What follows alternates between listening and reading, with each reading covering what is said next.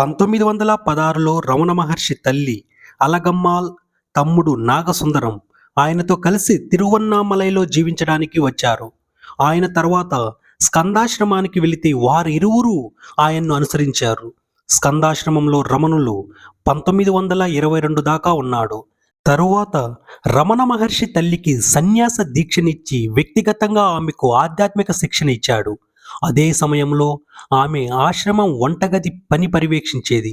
తరువాత తమ్ముడు నాగసుందరం కూడా సన్యాస దీక్ష తీసుకుని నిరంజనానంద అనే పేరు మార్చుకున్నాడు. ఆయనను చిన్నస్వామి అని కూడా పిలిచేవారు. ఆ సమయంలోనే రమణులు అరుణాచలేశ్వరునిపై 5 గీతాలు రచించాడు. అందులో మొదటిది అక్షర మణిమాల. ఒక భక్తుడు తాను భిక్షకు వెళ్ళినప్పుడు వీధుల్లో పాడుకుంటూ వెళ్ళడానికి ఒక పాటను ఇవ్వమనగా ఆయన తమిళంలో స్వరపరిచారు. 1920 నుంచి తల్లి ఆరోగ్యం క్షీణించడం మొదలుపెట్టింది. ఆమె 1922 మే 19న తనయుడు పక్కన కూర్చుని ఉండగానే మరణించింది.